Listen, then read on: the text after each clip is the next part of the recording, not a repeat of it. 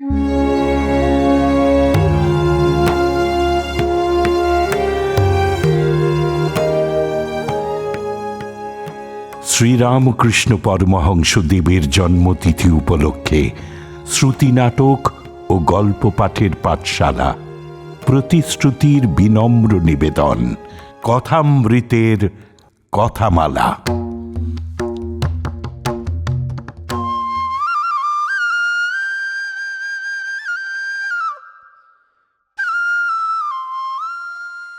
যুগাবতার শ্রী শ্রী রামকৃষ্ণ পরমহংসদেব প্রেমের ঠাকুর।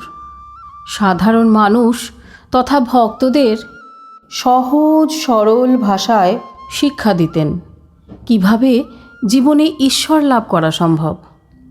তিনি বলতেন, বাসনার লেশমাত্র থাকলে ঈশ্বর লাভ সম্ভব নয়। এমনই একটি গল্প আজ বলতে চলেছি আমি, কেকা সমাদ্দার। এক নাপিত পথ চলতে চলতে হঠাৎ শুনতে পেল কে যেন বলছে, 7 ঘড়া মোহর নিবি? নাপিত আশ্চর্য হয়ে চারদিক চেয়ে দেখে, কিন্তু কাউকে দেখতে পায় না। 7 ঘড়া টাকার কথায় তার লোভই হলো। ব্যাপারটা কি জানবার জন্যে সে চিৎকার করে বলল, নেব নেব। অমনি সে আবার শুনতে পেল, আচ্ছা তোর বাড়িতে দিয়ে এলাম, নিগে যা। নাপিত বাড়ি গিয়ে দেখে ঠিকই তাই, তার ঘরে 7টা ঘড়া রয়েছে। নাপিত ভালো করে নেড়ে চেড়ে দেখতে পেল 6টি ঘড়া মোহরে ভর্তি আর একটি ঘড়া অর্ধেক ভরা। আধভরা ঘড়াটা ভর্তি করার বাসনা নাপিতকে ভর করল। তার ঘরে সোনা রূপো যা কিছু ছিল সে আধভরা ঘড়াটায় ঢালল, কিন্তু তাতে সে ঘড়া পুড়বে কেন?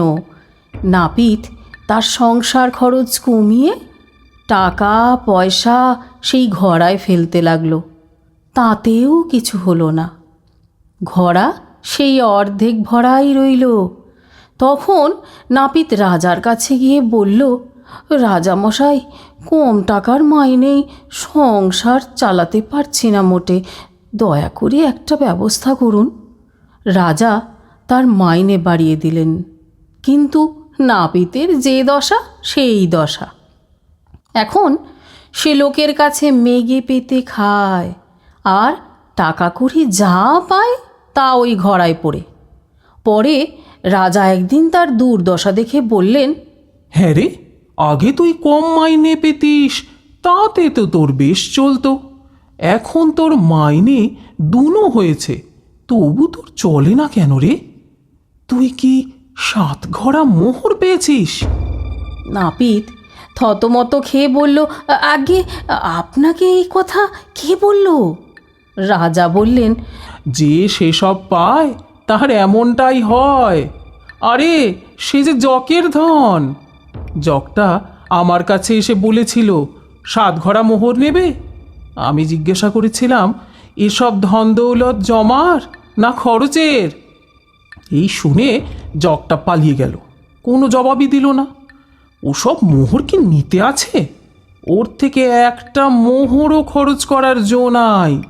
ভালো চাস তো ওগুলো ফিরিয়ে দিয়ে আয়।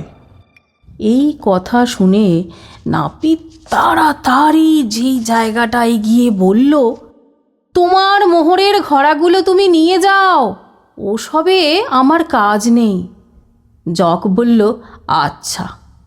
নাপিত বাড়ি ফিরে দেখে ঘড়াগুলো যেমন ভেলকির মতন এসেছিল তেমনই ভেলকির মতোই চলে গেছে। লাভের মধ্যে তার এত দিনের রক্ত জল করা সঞ্চয়ও আধভরা ঘড়াটার সঙ্গে চলে গেছে।